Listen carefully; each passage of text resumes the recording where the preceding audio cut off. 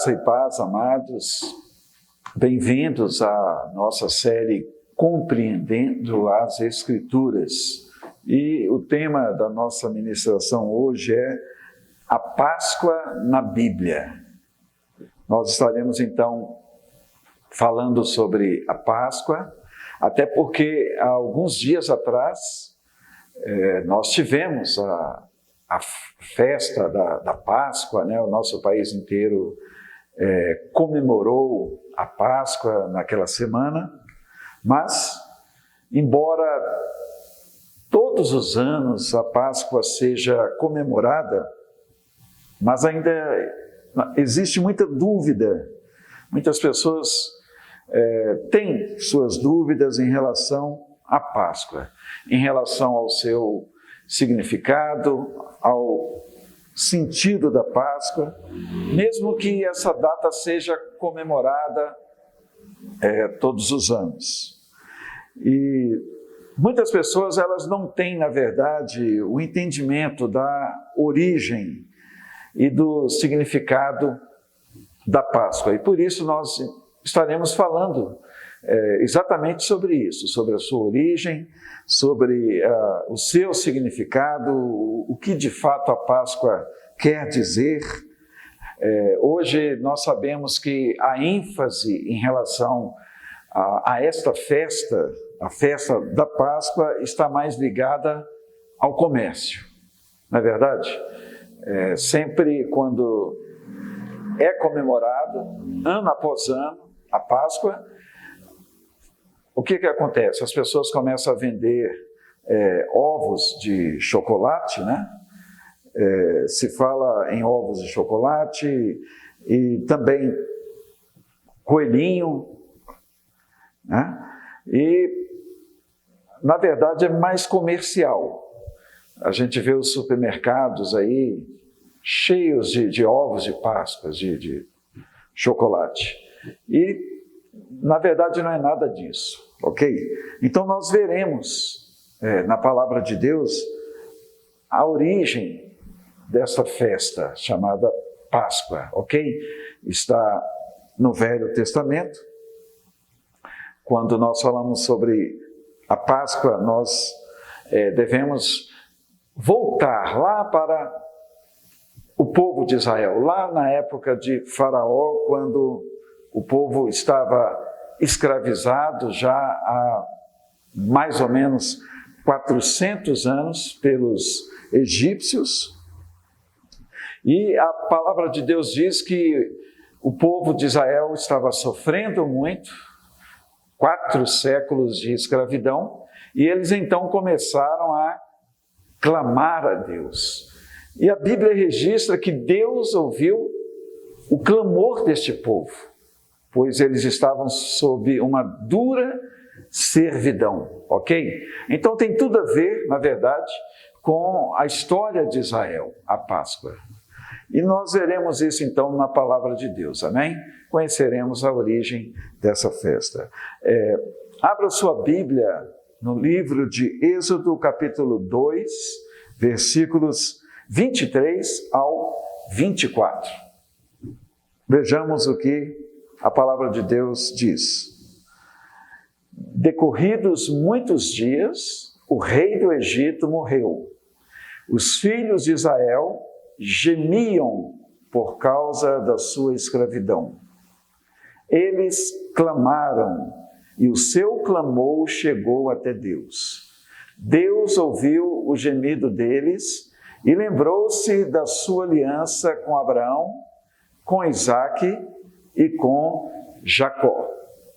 Então, como eu falei, o povo começou a clamar a Deus, pois a escravidão era algo totalmente injusto em relação a eles, o sofrimento era grande, a angústia era enorme, tanto que a palavra de Deus aqui diz que a nação de Israel, na verdade, ela ainda não era uma nação, né, aqui, mas o povo de Israel, eles gemiam por causa da escravidão. E clamaram, e oraram, e buscaram a Deus. E a palavra de Deus diz aqui que o clamor deste povo chegou até o Senhor, até Deus.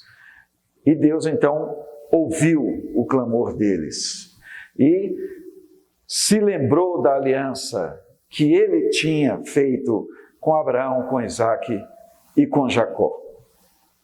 E através deste clamor, Deus levantou Moisés. Amém?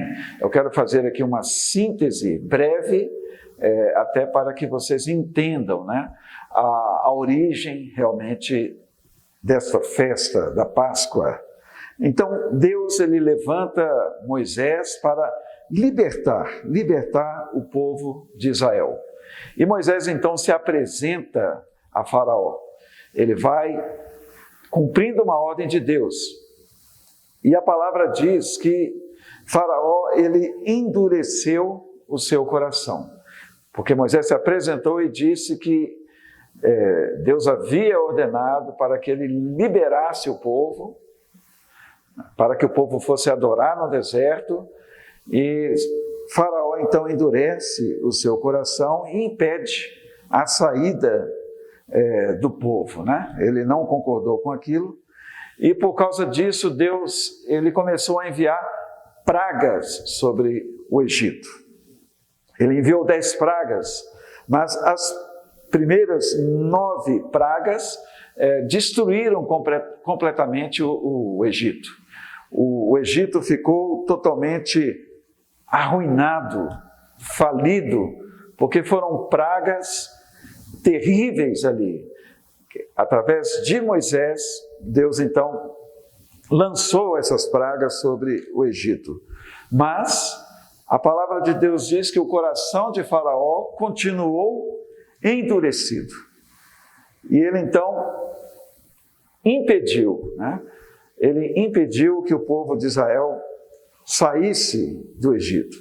E Deus então envia a 10ª praga, que foi a pior delas, na verdade.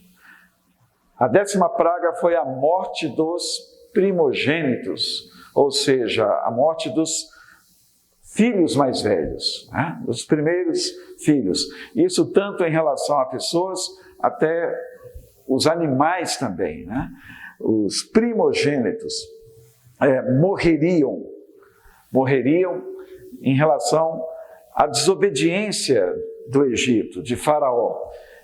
Se eles não liberassem o povo de Israel, o primeiro filho morreria. Essa foi a palavra de Deus. E somente não morreriam aqueles que cumprissem, aqueles que obedecessem ao comando de Deus. E Deus deu muitas ordens em relação a este acontecimento que estava para vir sobre o Egito. E a principal ordem que Deus deu para o povo de Israel foi para que eles separassem um cordeiro ou um cabrito de 1 ano e sem defeito. Deus ordenou que eles separassem. Vamos ver isso. Êxodo, vamos agora para Êxodo capítulo 12. Êxodo capítulo 12, versículo 3 e versículo 5. A palavra de Deus diz: falem a toda a congregação de Israel, dizendo: no dia 10 deste mês, cada um tomará para si um cordeiro, segundo a casa dos pais, um cordeiro para cada família. Mas se a família, versículo 5, o cordeiro será sem defeito, macho de 1 ano, podendo também ser um cabrito. Então veja que Deus deu essa ordem para que um cordeiro fosse separado ali, né? Esse cordeiro seria morto e o povo deveria comer deste cordeiro. Mas Deus também deu uma outra ordem em relação ao cordeiro. Nós vamos ver no versículo 7 aí do mesmo capítulo de Êxodo, Êxodo 12, versículo 7, está escrito: pegarão um pouco do sangue e o passarão nas 2 ombreiras e na viga superior da porta, nas casas em que o comerem. Então vejam que Deus deu também mais esta ordem para que o sangue do cordeiro que fosse morto um cordeiro para cada família. Esse sangue deveria ser passado ali nos umbrais da porta, como sinal. O animal, então, deveria ser morto num determinado dia e o seu sangue passado ali nos batentes das portas, para que, quando Deus viesse para matar os primogênitos, vendo o sangue nos umbrais dessas portas, Deus, então, passaria ali por aquela casa, não mataria ninguém morreria naquela casa. Agora, onde não houvesse o sangue do cordeiro, certamente o primogênito morreria.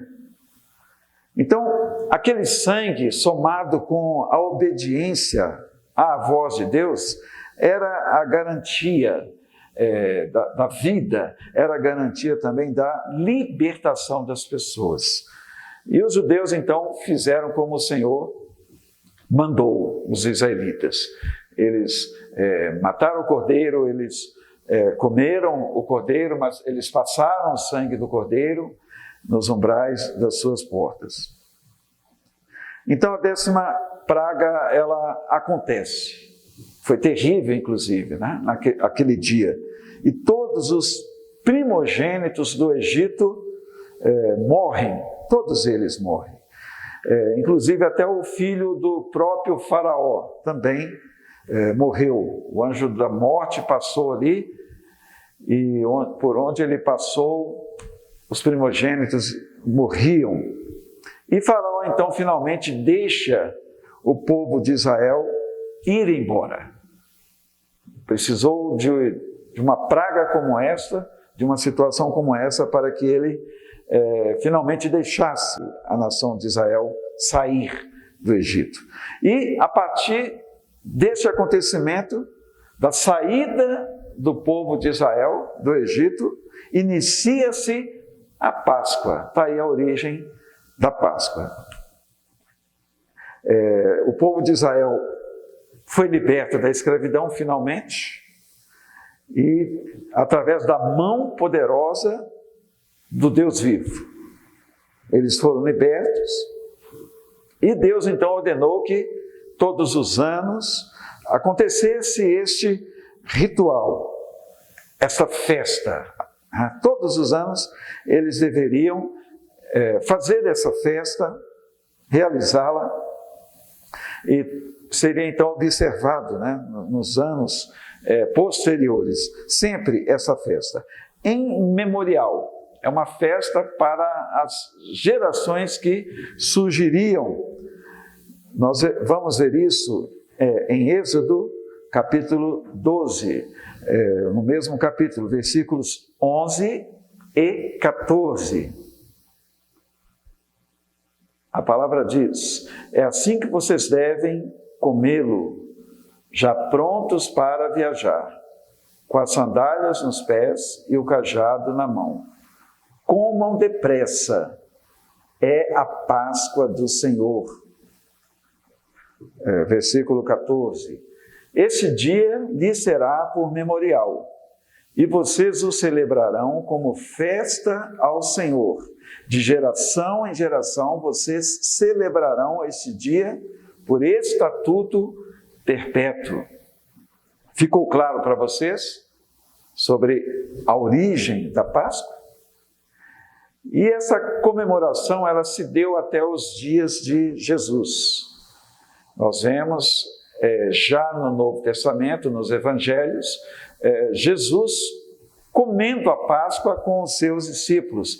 Já estava chegando o dia dele ser preso, dele ser martirizado, de Jesus ser morto, e ele então comeu a Páscoa com os seus discípulos. Ela então perdurou até os dias de Jesus. Agora Jesus, ele deu à Páscoa um significado maior e muito mais profundo. Está muito claro isso nos Evangelhos. Então, após Jesus, a Páscoa, ela mudou de forma, mas não seu significado. Amém? Ela mudou a forma, mas não o significado.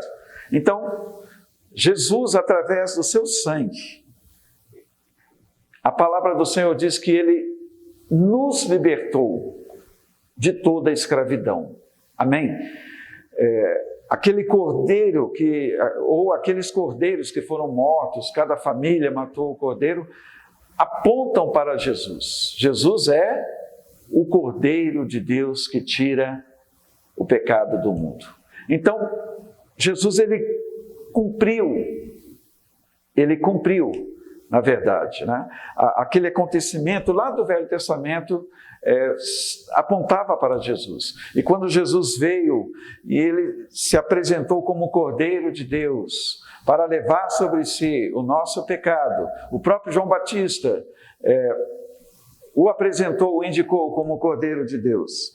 Então Jesus, ele nos libertou da escravidão do pecado. O Cordeiro da Páscoa do Velho Testamento, então, é um tipo de Jesus. Jesus que é o Cordeiro de Deus, amém? E o sangue de Jesus, ele foi derramado na sua morte. Nós vemos, então, todo o sangue de Jesus se esvaindo do seu corpo durante todo o martírio ali. O seu sangue foi derramado por nós, né? Lá na cruz, principalmente, em seu sacrifício. Então, está escrito na palavra de Deus que para a liberdade foi que Cristo nos libertou. Amém? A Páscoa mosaica nos fala da libertação do povo de Israel do Egito. Agora, Jesus, como Cordeiro Pascal, ele trouxe libertação sobre a minha vida e sobre a tua vida do poder do pecado. Então, todas as pessoas que hoje estão em Cristo são pessoas livres, são pessoas que foram resgatadas por Cristo. Amém? O Egito é um tipo do mundo também. Antes nós estávamos inseridos no mundo, mas a palavra de Deus diz que Ele nos resgatou do império das trevas e nos transportou para o reino do Filho do seu amor. Quando eu falo sobre mundo, eu me refiro ao mundo do pecado, ao sistema que é governado por Satanás. Então nós fomos libertos desse sistema. Então você é livre se você está em Cristo. O precioso e o poderoso sangue de Jesus, Jesus que é Yeshua HaMashiach, esse sangue nos libertou da condenação e da escravidão do pecado. Tudo se cumpriu em Jesus, graças a Deus. Eu gostaria que você lesse também comigo em Romanos. Vamos para Romanos, capítulo 8, versículos 1 e 2. A palavra diz: agora, pois, já não existe nenhuma condenação para os que estão em Cristo Jesus. Porque a lei do Espírito da vida em Cristo Jesus livrou você da lei do pecado e da morte. Então, meus amados, se nós estamos em Cristo, não existe mais nenhuma condenação sobre nós. Amém? Pois a palavra diz que a lei do Espírito da vida em Jesus, nele, trouxe livramento na nossa vida, nos livrou da lei do pecado e da morte. Então não estamos mais debaixo da lei do pecado e nem da morte. A palavra de Deus diz que todos os que crerem em Jesus, ainda que morram, viverão. Porque o próprio Jesus é a ressurreição e a vida. A Páscoa cristã, ela celebra, na verdade, o sacrifício e a ressurreição de Jesus. Amém? Que coisa tremenda, não é verdade? Então Jesus é aquele que morreu por nós. O Cordeiro Pascal, glória a Deus. Glória a Jesus. 1 Coríntios 5, vamos lá para 1 Coríntios, capítulo 5, versículo 17, 5, 7, aliás. 1 Coríntios, capítulo 5, versículo 7, diz assim: joguem fora o velho fermento, para que vocês sejam nova massa, como de fato já são, sem fermento. Pois também Cristo, nosso Cordeiro Pascal, foi sacrificado. Então vejam que nós devemos, na verdade, celebrar todos os dias. E não somente na festa da Páscoa, não somente uma vez por ano. Amém? Devemos celebrar todos os dias a nossa libertação. O sangue de Jesus nos purifica de todo o pecado. O precioso e o poderoso sangue de Jesus foi aspergido sobre nós, amém? E nós hoje, por causa do sacrifício de Jesus, vivemos uma vida nova, vivemos uma vida abundante. Então, encerrando essa palavra, eu quero dizer para vocês que ovo de Páscoa, coelhinho da Páscoa, chocolate, é só uma questão comercial. Na verdade, essas coisas não têm nada a ver com a origem da Páscoa, como nós vimos aqui neste estudo. Amém? Então, nós não devemos tomar o lugar do verdadeiro propósito da nossa celebração. Nós devemos sim focar em Jesus. Quando no próximo ano estivermos na semana da Páscoa, nós devemos nos voltar para Jesus. Ele é o Cordeiro Pascal, que nos libertou e nos deu vida eterna. Amém? Então, vamos nos voltar para Jesus, vamos agradecer a Deus por tamanha libertação, por grande salvação que Ele manifestou na minha vida e também na tua vida através de Jesus. Este é o verdadeiro sentido, meus amados, da Páscoa cristã. Amém? Que tenhamos então aprendido mais um pouco da palavra de Deus. Que Deus nos abençoe. Amém.